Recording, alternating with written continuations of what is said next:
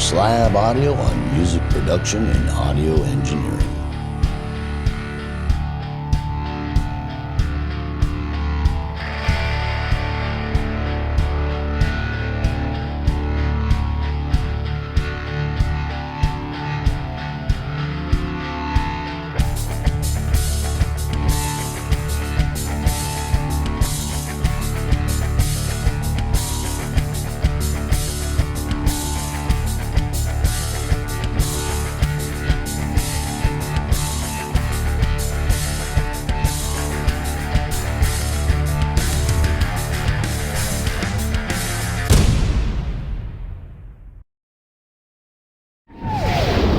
Welcome to Doc Slab Audio and our 5th Master Series. I do believe this is the 4th video in our 5th Master Series on professional sounding results from your home studio.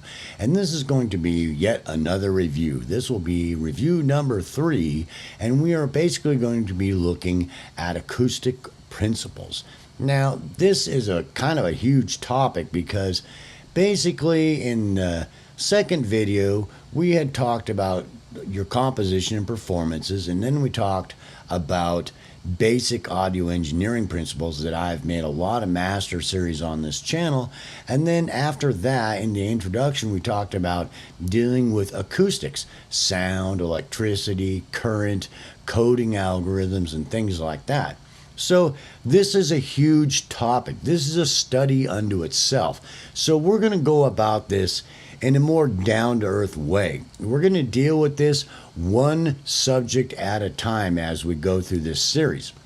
But on my channel, there is tons of videos on acoustics and acoustic principles. There is just tons of them. There's lots of information in there. And on my Abouts tab, there's a downloadable link that's called Doc's Notes. And in Doc's Notes is basically Doc's notebook. That's this notebook here that's a formatted version for the subscribers, talking about all kinds of acoustic principles, sound, music, instrument acoustics, psychology, DSP, which is directly related to electronics and current, what's happening there. There's not a lot of coding stuff, but there's even some stuff about electronics that, it's talking about things that are happening in electronics, base electronics and components in electronics, to have a better understanding of what's going on in there. But there's just a ton of information there to dig through. But we are basically talking about, when we're talking about what we have to do in the studio, we're not building a rocket ship for NASA, so we don't need to go to Berkeley for 12 years to become an expert at acoustics, to become an expert at music technology and electricity and electronic components, and also coding algorithms and everything that happens in coding. So because coding does a whole lot of what electronic components do in the virtual world, and they can also do a lot of things that we can't even do in the real world. So it gets a little complicated. What the heck is this stuff doing to our audio? So one of the first things we want to get in our head is that quality can only transcend so much. So I'll give you an example, that if I've got the highest bit rate and highest sample rate possible, I do preach that so that when you format, when mastering, that you can retain as much quality as possible. But it's redundant and overkill to try to distribute like that, because who has a $50 million hi-fi system at their home that they're an audiophile to listen to that bit depth rate, bit depth rate, and that sample rate? They just don't. It's redundant. They listen to their iPods and their home stereo. They're never even going to hear that quality. There's so much quality you can get when dealing with audio. That is just a fact, and you kind of have to get that in your head, but don't use it as an excuse to not do as good a quality as possible. But you have to kind of understand that. What we're going to try to do is, if you remember the introduction, in the next phase after this phase, dealing with the acoustic, and electricity and coding algorithms, we talked about the individual issues like the environment, We talked about instruments, we talked about interfaces, microphones, our speakers, headphones, all kinds of things. We're going to deal with it one subject at a time, so that we go look at, say, we start out with our environment in the next video, and we're talking about, well, as far as our recording environment and our listening environment, what acoustic principles, what electronic principles, what algorithms as far as coding and things like that, what do we really need to think about and focus on to overcome the limitations in our studio?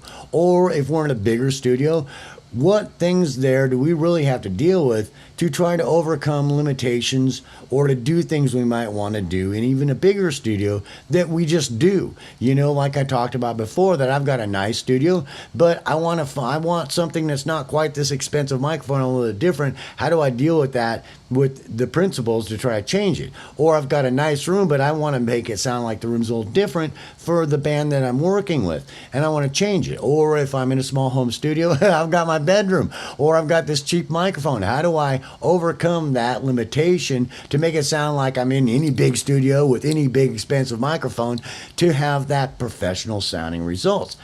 That's what we're going to deal with one subject at a time, so that I'm sitting out trying to make you go to Berkeley for 12 years to become a rocket scientist at NASA, to try to deal with music production. You just probably don't need to go there. Although a lot of principles you will be dealing with, but I'm going to make them much more down to earth kind of concepts to help relate them, that are going to be very pertinent to you dealing with the music production, rather than you sitting around have to go drive to NASA to figure out how to, set up your microphone or, process your audio, right? So I know that sounds funny, but in the music industry, we sometimes have to transcend, and bridge that gap. We just have to. In a lot of circumstances. And if you see it more that way, you're probably going to be a much more functional studio, because you're trying to see it in a way that's more down to earth and dealing it for what it is. Music production is not rocket scientist, although we use a lot of principles that are very complicated.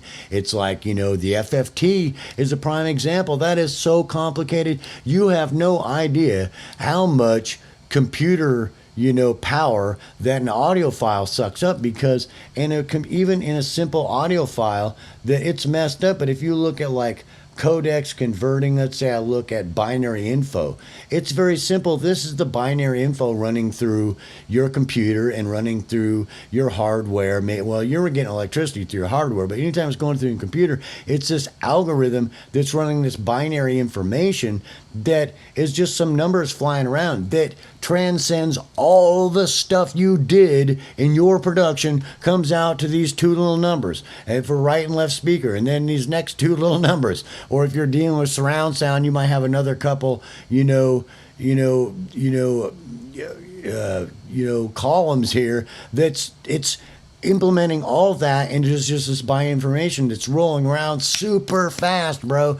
That all that stuff has been implemented, and it's dealing with the mathematical, relation to it, that it's just a bunch of numbers. But all your equalization, your spatialization, your reverberations, sound sculpting you do, everything you do is broken down into little two numbers. It just ridiculously, it seems stupid that it's like, how the heck is that doing that? It is very complicated. But even that one simple example, it's very complicated. And how good people do with electronic components, coding algorithms and their software is going to affect your audio. But we always got to come back. There's so much quality you're going to get before it's just overkill and redundant. But still, it's mind-boggling. And audio files eat up a lot of space, and they take a lot of processing power because of how complex they are. So the best way to deal with this is one subject at a time, and in real world deal with what do we really need to think about when we're dealing with our microphones, or we're dealing with our environment in our studio, or we're dealing with our audio interface, or we're dealing with our outboard compressor, or we're dealing with our synthesizer, and da da da da da da da da, rather than get totally lost in that. But I do not dissuade you from downloading my notebook, digging around on my channel, and getting on the internet and really studying about acoustics and really studying about music technology, you know, electric technology, you know, electronic components and what they're actually doing, and coding. Coding is so complicated, it's not funny. It is a huge topic, and I'm not going to sit here and, you know, send you to Berkeley for 12 years to make a music production, because you probably don't need to do that. Although the more you understand, the better you're going to be able to perform, because you will understand things and then you'll take that in consideration. You won't get lost and you're like, nah, I'm liking your ass. I take the microphone there, I take this in consideration, it's done. Sing something, bro. I don't sit here all day long like we're at NASA, bro. Like, you know, I got to get set up the spaceship, you know. And, you know, sometimes it's just not that complicated, although a lot of complicated things do happen.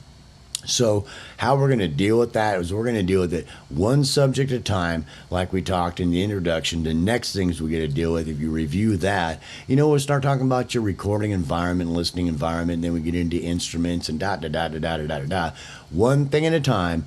What is the biggest things, or the things you really need to take into consideration that possibly be a limitation for your home studio, or if you're a semi-pro or a professional studio, how can you utilize, you know, the information to try to get done what you want, which we talked about in the last couple of videos that you pretty much can.